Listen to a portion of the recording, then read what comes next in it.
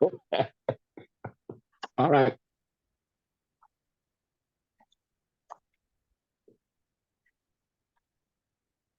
What? Nothing.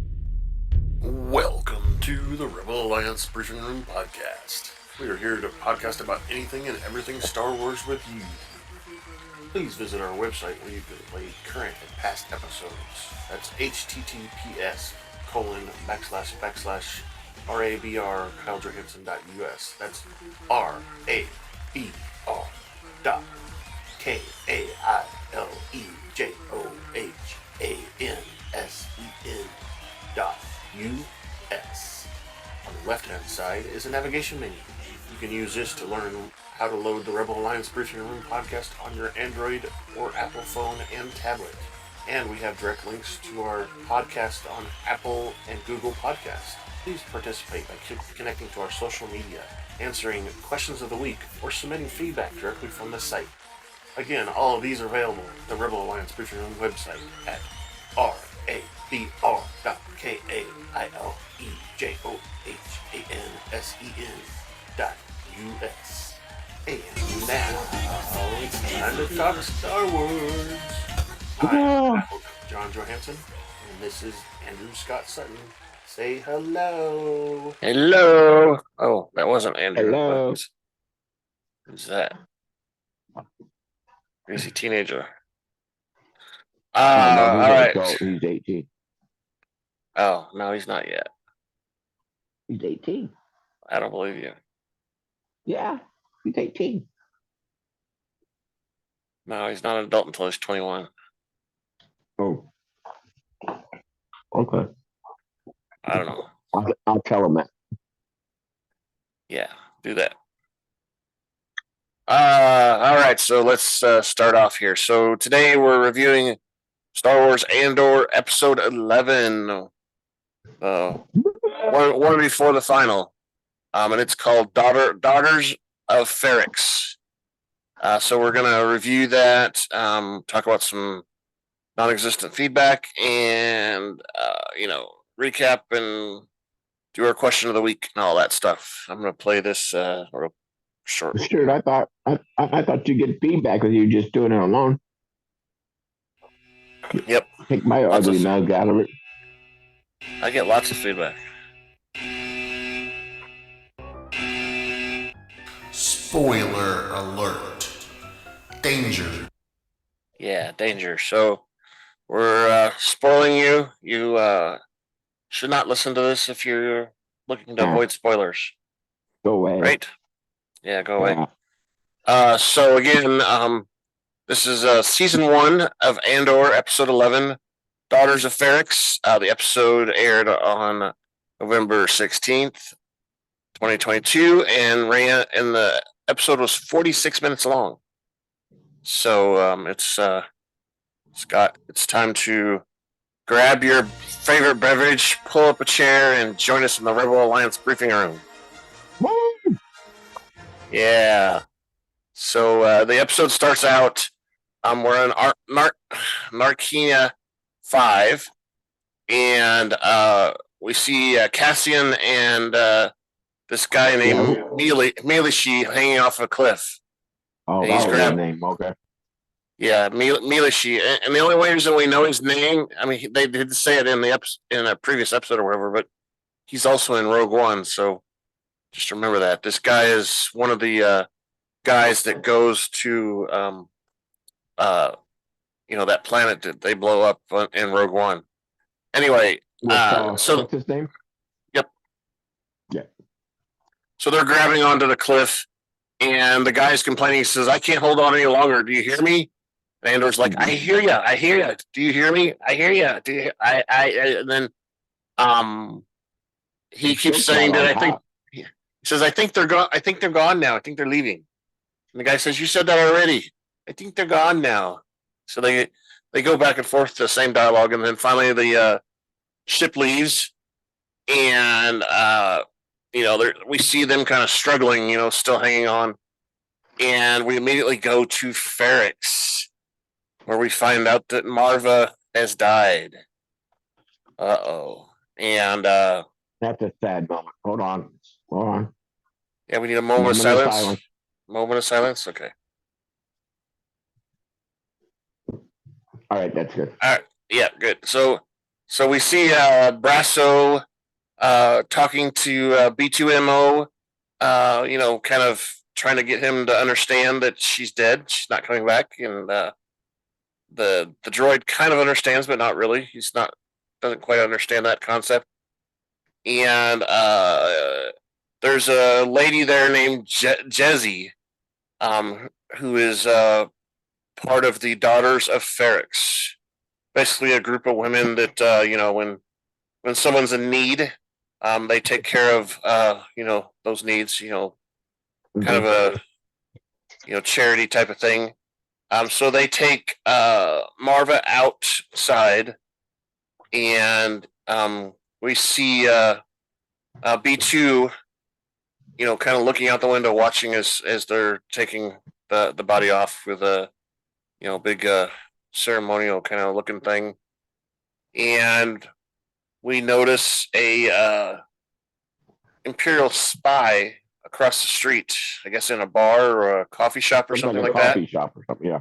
Yeah, he's over there, and he's reporting. He has a radio. He reports to his guys. Says, "Okay, I want coverage on both back and front, and blah blah blah. And we got to make sure we got all our ducks in a row, and blah blah blah, and follow the corpse."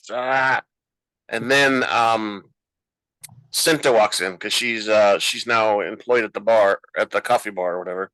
She brings in some new cups or whatever she's cleaning and putting up on the thing, and we kind of see her do that, and the two of them have a tiny little small talk chat, and that's about it there. And yep, that's what we see. And then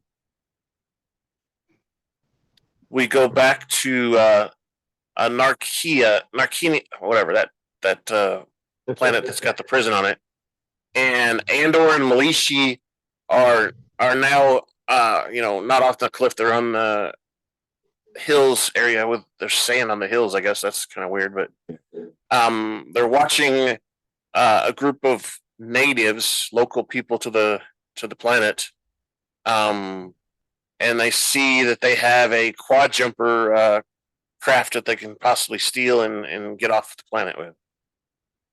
So they make their way down to these guys, and Malishi is desperate, so he begins to run towards it, and some sort of slimy web trap thing catches him. It detects that there's intruders and throws a thing at him and captures them. Right, so they're in these slimy web looking things, and they're begging for their lives. Don't kill us! No, enjoyed it so much. Yeah, they're like, don't kill us! No, we're from the prison. We're not stealing anything or whatever. We're trying to escape. And so on and so on. And these guys are pretty big, weird looking guys, and they're discussing it between each other. And it seems like their language is kind of childlike type of language and stuff. There's a lot of burping going on and such. And I'm sorry. I apologize. And one of them decides. It looks like the one guy, he doesn't have arms. He's got like these huge mechanical things he's got on there, and he has a knife that comes out, and he releases them from the webbing, right? And and decides that they'll take him where they want to go. And yeah, I got ahead of myself, but we go back to ISB headquarters, and we see Captain Tigo tells Miro that Maarva is dead, and he wants some assurances and some he wants to make a deal or something like that. And he is told by Miro that they want them to have the funeral because they want to be able to hopefully trap Andor because they think he's going to come back to the funeral. So she tells him that we want you to allow the permit, but restrict a bunch of things so that the crowd's not that big, and so on and so on. And the one of the ISB guys explains the Ferrix custom where they cremate a person and then they mix them with cement. They mix the ashes with cement and form a brick, and then they put a brick on a wall somewhere in town. So they live out their rest of their life as a brick. Wow, reincarnated for a brick. Yeah. Hey, that's like all Pink Floyd. Exactly. Another brick on the wall. Exactly.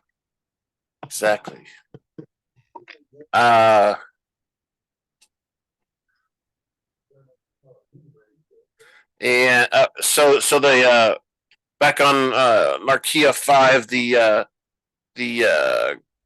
two natives or whatever, they're talking about how there's 1,000 credits on each one of them for a bounty if they get captured. Mm-hmm. And they're trying to decide if they want to do that, and they're talking about how the planet's waters are killing the squigglies, which I assume is fish. And Andor and them tell them it's the Empire, and of course the Narkians agree, and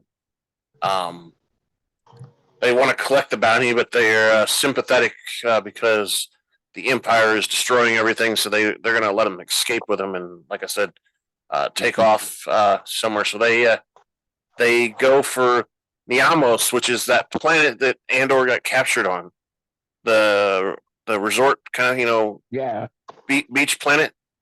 That's where he wants to go. And let's see.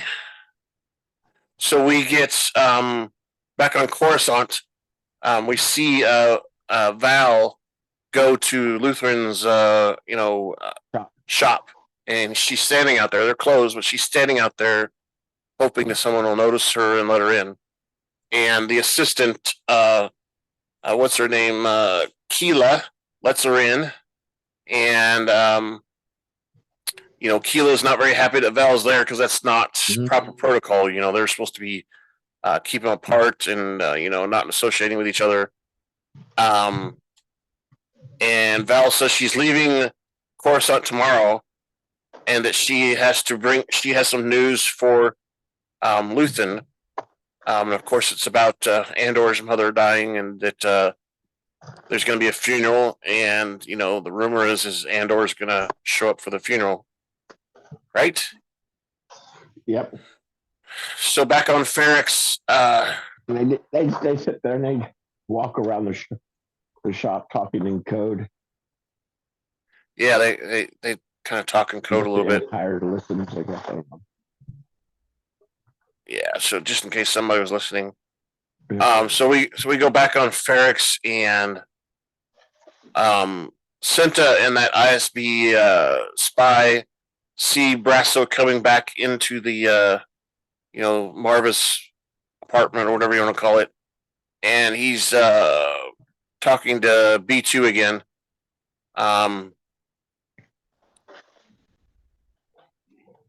And he doesn't want to leave, right? He thinks that she's still going to come back. He says, "I'm waiting for Maarva," is what he said. And Brasso insists the droid come along as part of the family for the funeral. The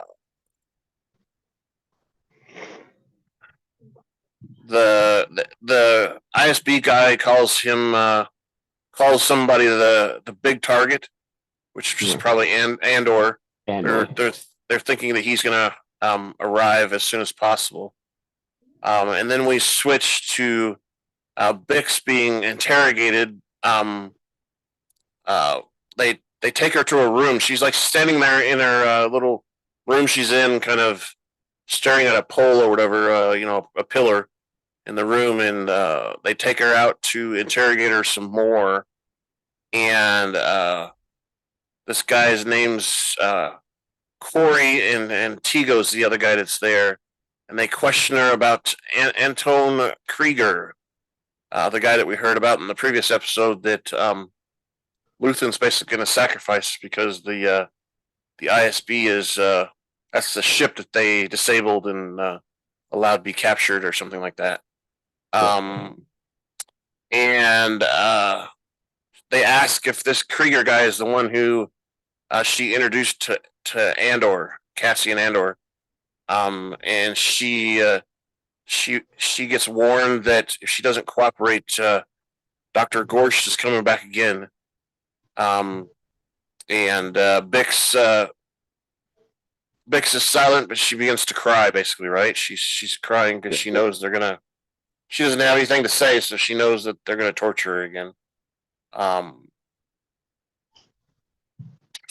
Then we go back to the Chandelarian embassy on Coruscant, and Mothma and Val are. This is interesting. Yeah, they're watching what Lita. What the hell class is that, or what? What are they? It's a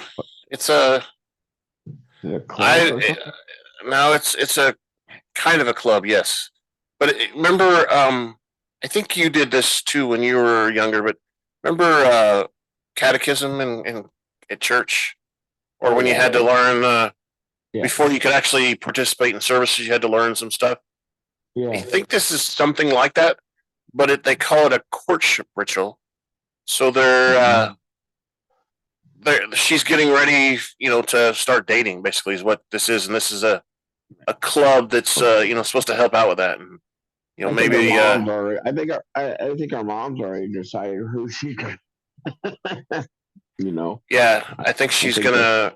They're gonna deal, right? Yeah, exactly. And that's usually according to the Chandelarian custom. Marriages are arranged most of the time. So, so they're chanting this vow of courtship and ritual. They're dressed in blue, and there's an elder there that is helping with the ceremony. And I don't know if we ever saw the elder. I just saw a bunch of girls. I didn't see an elder. A bunch of girls walk out in a line. Yeah. Mothma tells Val that Lita is supportive of the custom, which Val considers archaic and old. And Mothma kind of says the same thing, but if Lita's down with it, then she can't really stop her. Mostly because her husband is also kind of supportive of it. He kind of likes their traditions or whatever. So, and Mothma says that. My question is her husband the one that has the money? And is that why she's trying to get the money back, because he's going to find it missing? No, I don't think so. I think the money is riding her coattails. Yes.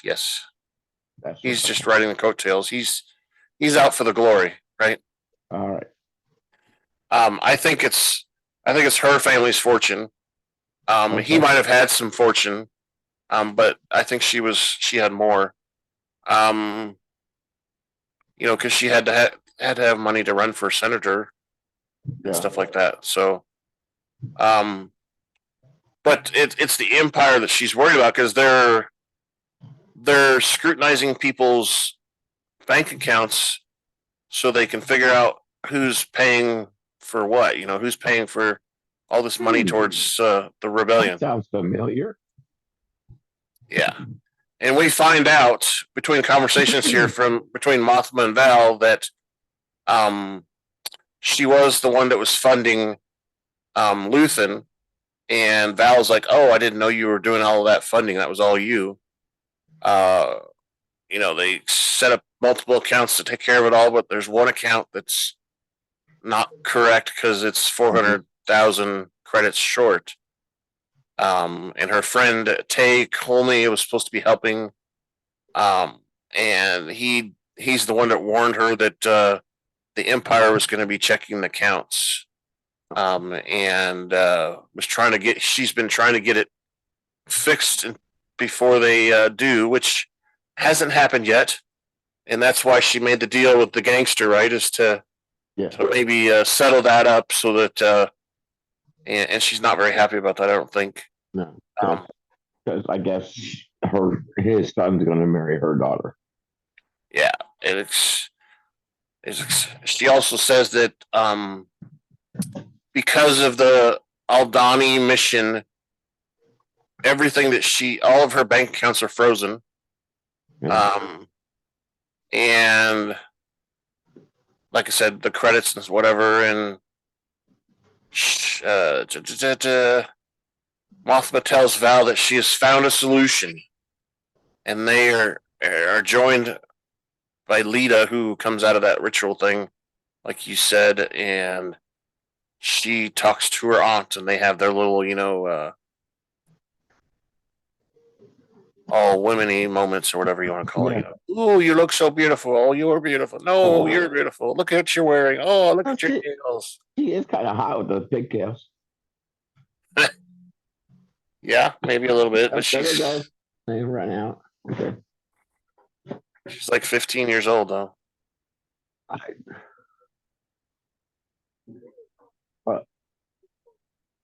Yeah, the elder didn't have no line. She just shut the conference room door or something, when she was the last one out. Oh, okay. Right. Yeah, then she looked pretty weird too. Yep. And then we switch over, and Syrils' mom, Edie, knocks on his door to his room and says, "Hey, you got a phone call." Phone call. And he talks to one of his sergeants that he used to be over on Morlana, and this guy is talking to him, and he's like in the middle of a yard where they're doing all kinds of work. He explains it's some sort of welding kind of thing going on, really loud welding machine or whatever. Anyway, he's telling Syril that Andor's mother died, and that he's pretty sure that Andor's going to show up at the funeral. So, everybody's pretty sure he's going to show up. Yeah. Which is kind of funny. Andor hasn't even called yet. Right. He hasn't even called yet. He doesn't even know yet. At least at this point, he's about ready to know, though, because we're almost. Yeah, he doesn't know. Yeah. Exactly, and everybody else thinks he's coming back except for him. Yeah. So this kind of gives some hope to Syril that Andor's going to be there, and he's going to be able to capture him. We see him,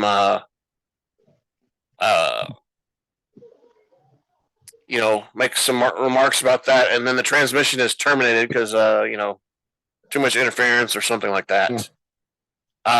And so we go back to Niamos, where Andor, we see him go back into that hotel room where he's got that secret box on top of the shower thing. Yeah. And he gets that box and checks it to make sure everything's there, and walks out, and we see him walk past a sleeping alien guy that's sleeping there. He's in the middle of the day, I guess, sleeping, whatever. But they have toucans on that planet. Blue toucan. He had some wavy little tentacle thing coming out by his mouth or whatever. That's funny. Wow. Okay, yes. I thought he took more credits than that. Well, that's just a stash he had beforehand. Oh, okay. So anyway, we see him steal the case, and that's all we see. We switch to Luthen arrives back on that planet that Saw Gerrera's on.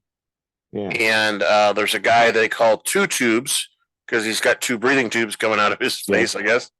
Yeah. And they search him, and Luthen insists on bringing his weapon in. they call it a blaster here, but I don't think it was a blaster. It looked more like a stick of some sort, didn't it? Almost looked like a lightsaber to me, but it was too big for a lightsaber.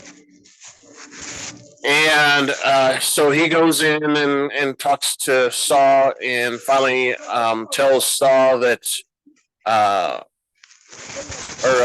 Saw tells him that he's ready to join the raid on Spielhaus. And Luthen tells Saw that the ISB knows of Krieger's plan, and he doesn't want him to join the ring. Yeah, it's crazy. Guerrera asks him about the source, and he tells Guerrera that he's not going to tell him the source, but Krieger is unaware of the trap, and Rael or Luthen hasn't told him yet. And of course, Saw Gerrera is shocked that they're going to sacrifice Krieger.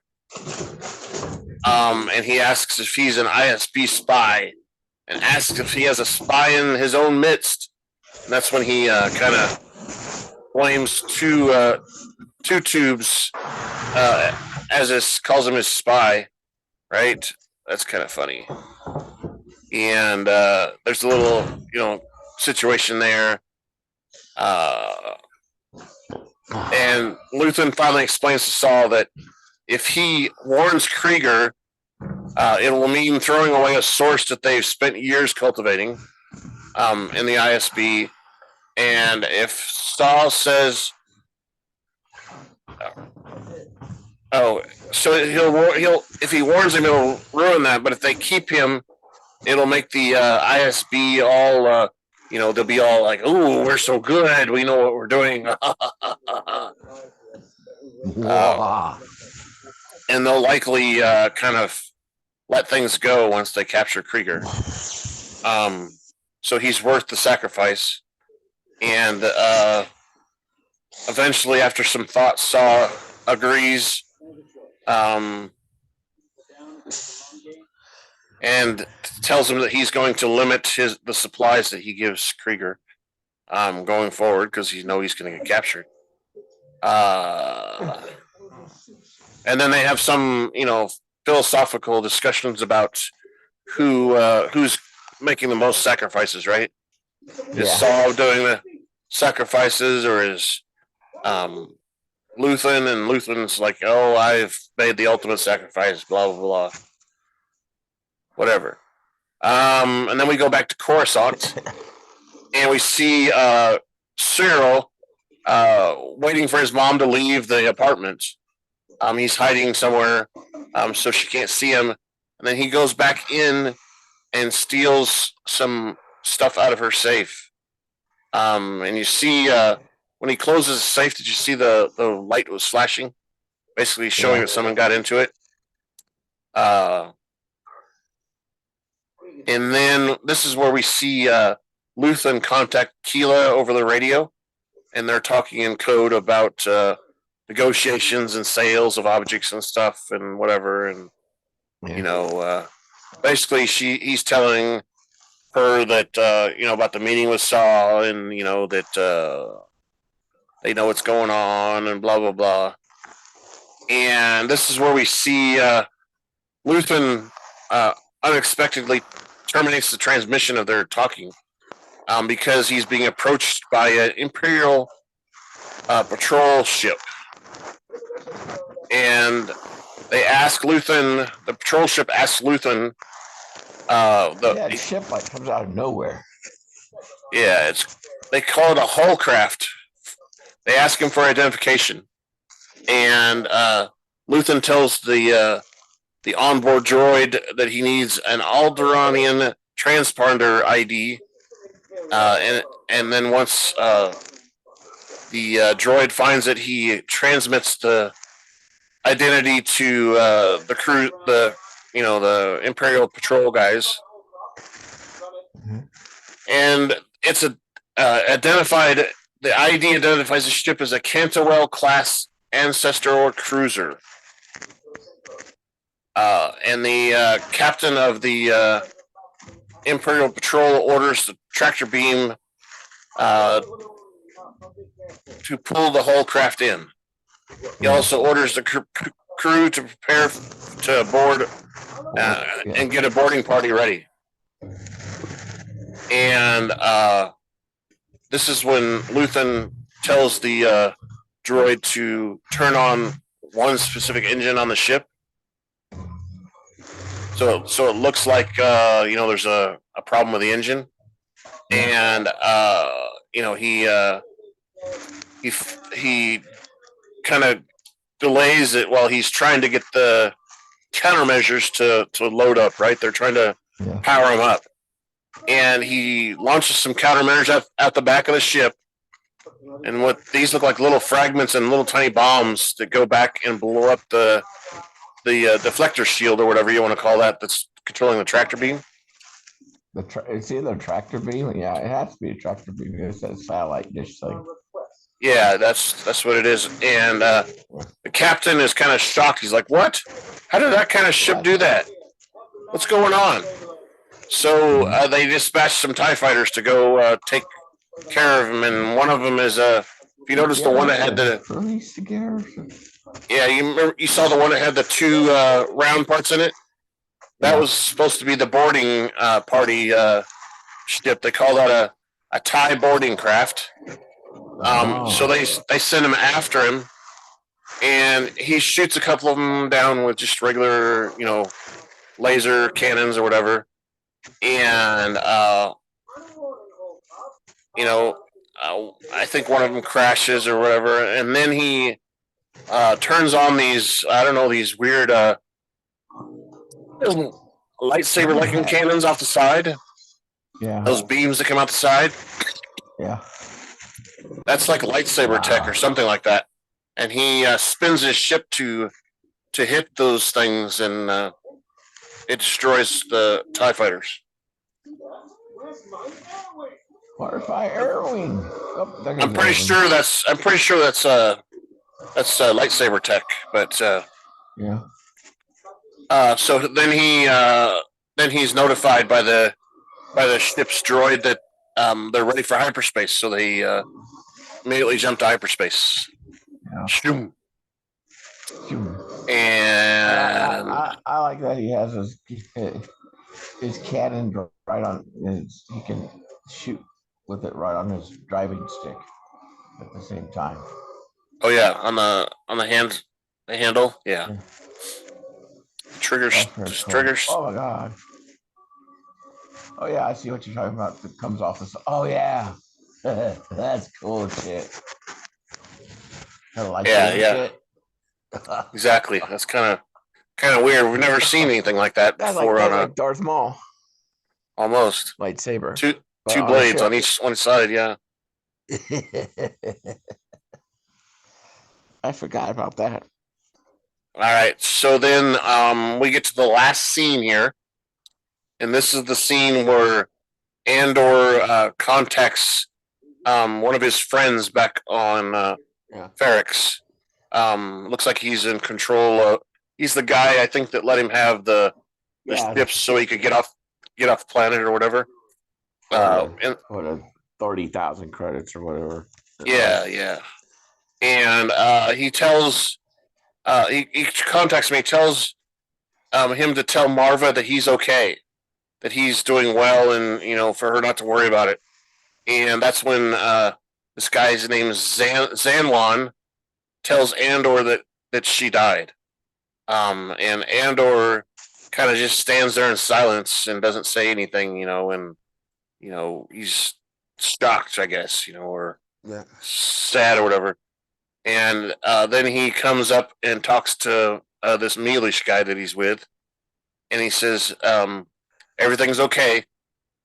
And Mealish is talking about how he's pumped because they both basically escaped, and he's wondering how many people are besides those two made it out.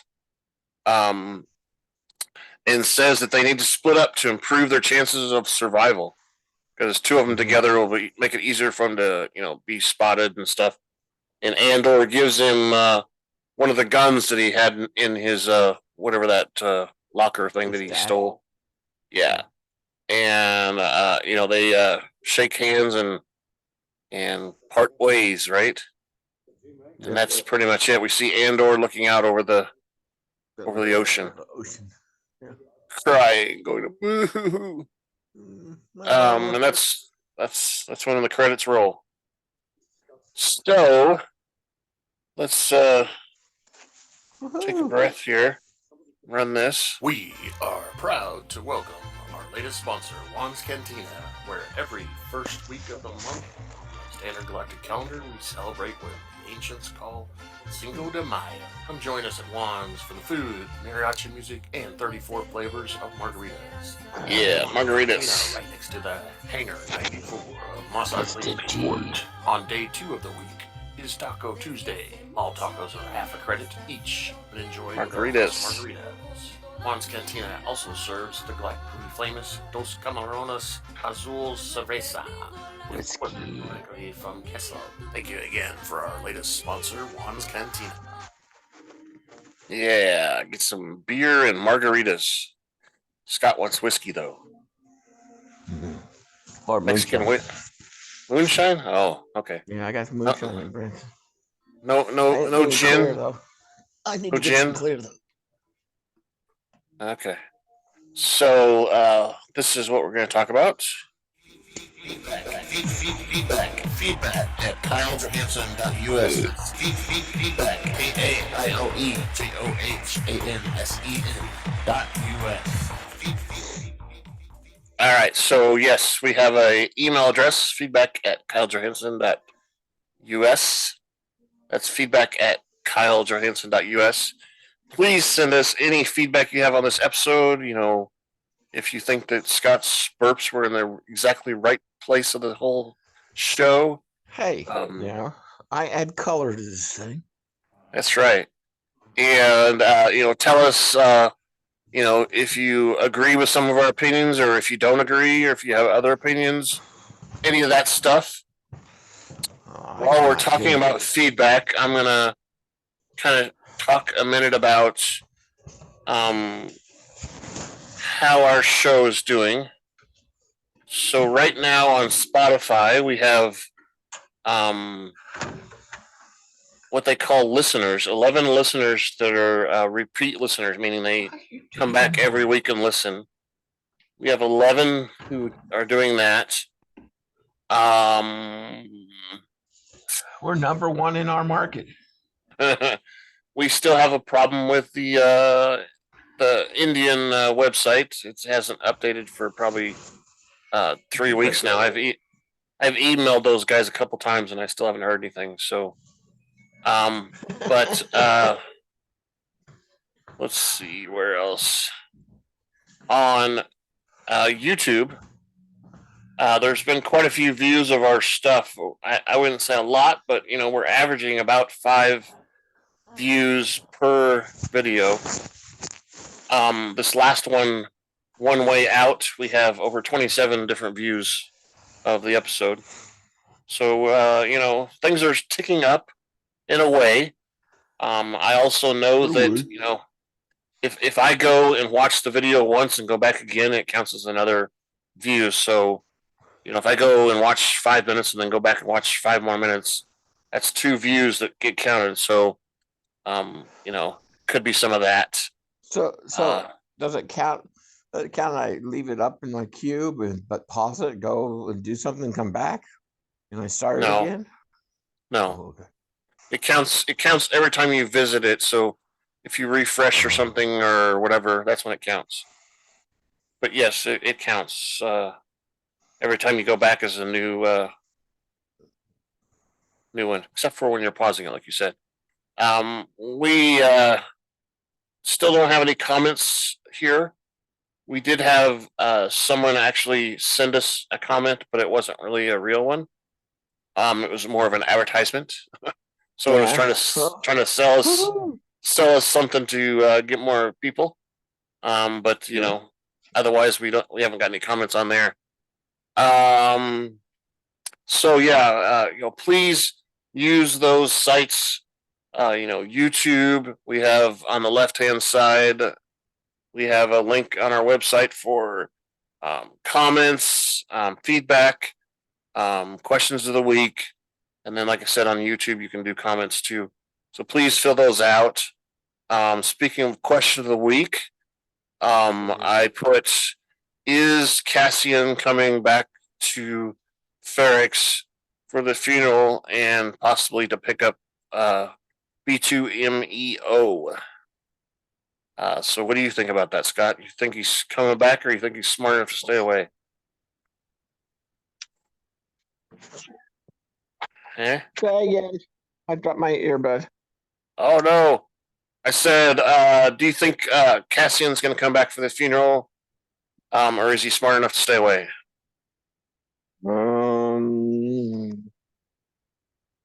He's pretty clever. He might dress up. It's true. Might try to do a total recall thing.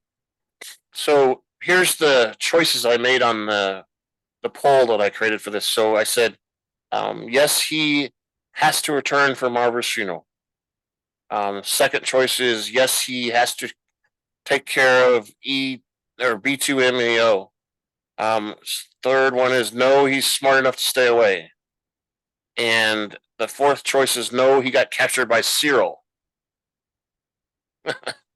So those are your choices. You can go ahead and. What about is what's her name? That Syril, at whatever that place is. Is she gonna Bix, not no Maarva or Miro, the police ISB, type person, the police type female the ISB lady? Yeah, that's Miro. Miro. Is she gonna recruit the skinny guy to give him a commission and go back? I don't know. Maybe if he captures Andor on his own, she might. Yeah. So all right, so yeah, that's kind of what I think. I think he basically feels he has no choice. He has to go back. He may disguise himself somehow, or he may watch from a distance or something, and not get captured or whatever. So yeah, that's the question of the week. Let me play this just to end that. All right. So I also wanted to tell you and everyone that after the next episode 12, that's the end of the show for the season, and it won't be coming back until middle of next year. And we have a break. So from the end of this episode 12 until January 4th, there will not be any Star Wars stuff. No. January 4th is supposed to be the day of the Bad Batch starting. Season 2 Bad Batch. And then in February, which I think it's going to be at the end of February, is when the Mandalorian Season 3 starts.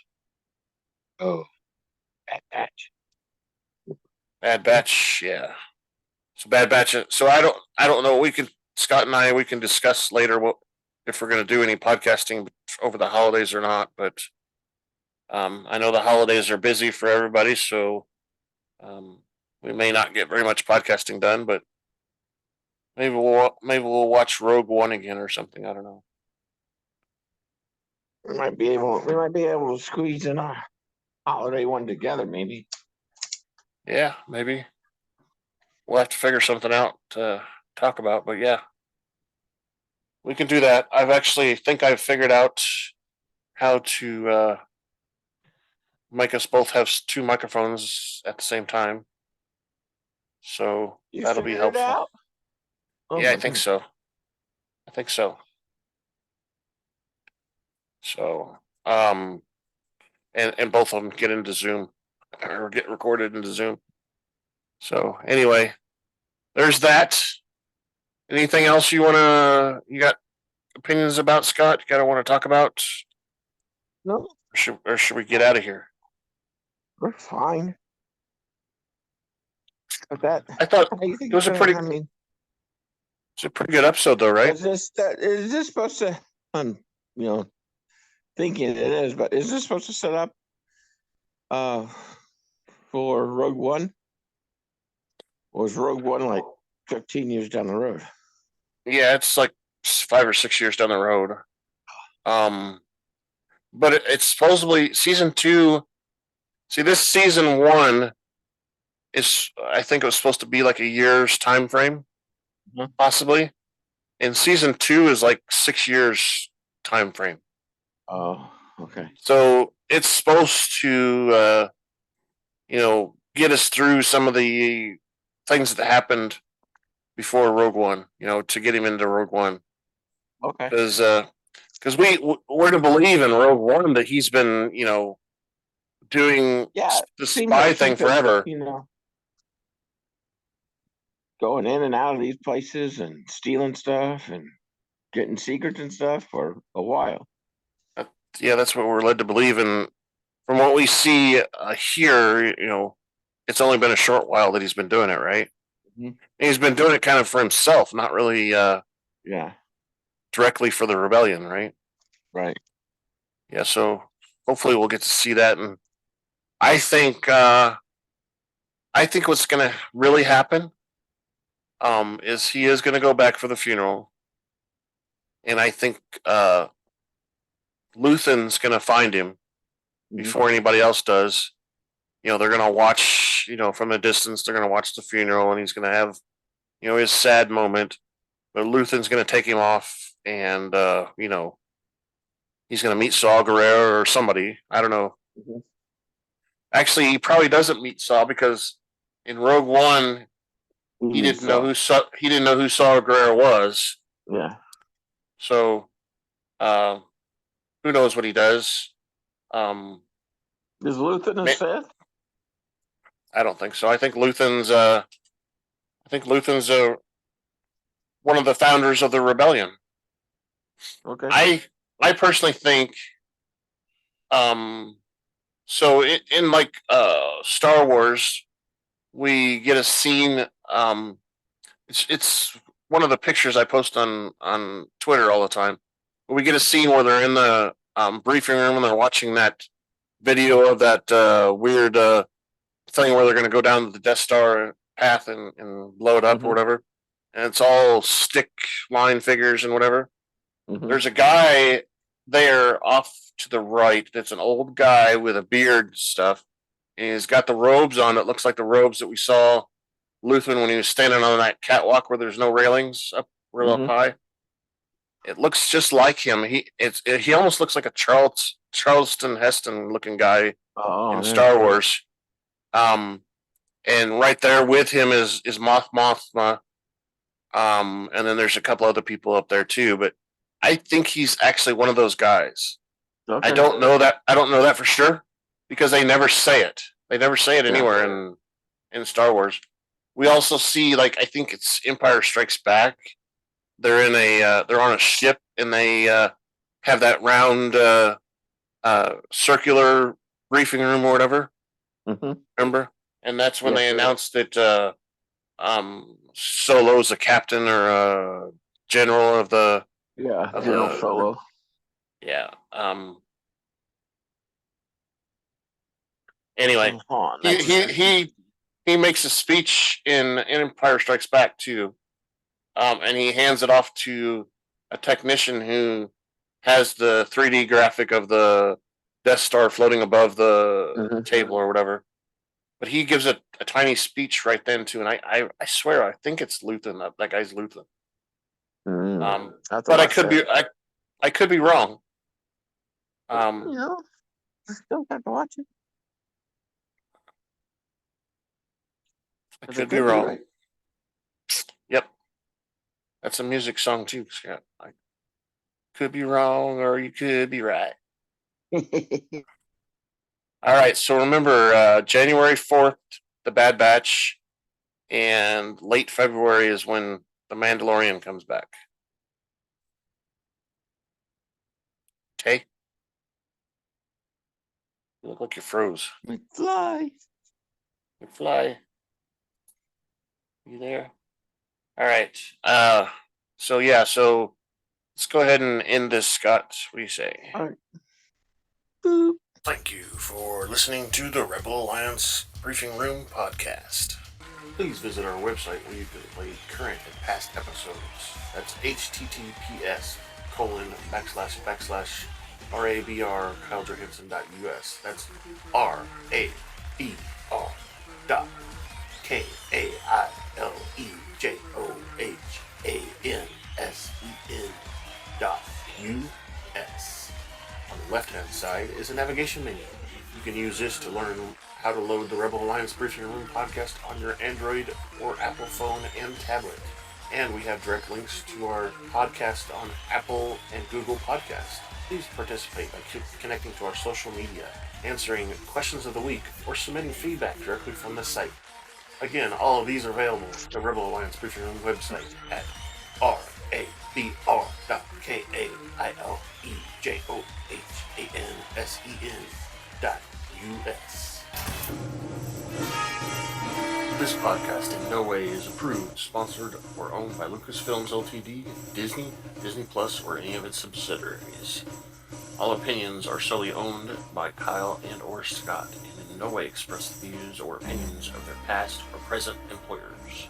Views and opinions are not supported or restricted by Lucasfilms Ltd., Disney, Disney Plus, or any of its subsidiaries. Any rebroadcast, reproduction, or other use of this podcast and its affiliate sites without consent of Super Duper Podcast Network and its host is prohibited.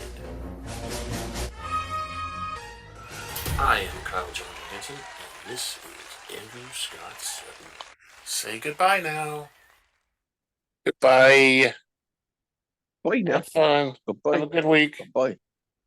Don't forget to watch the last episode of Andor, season 1.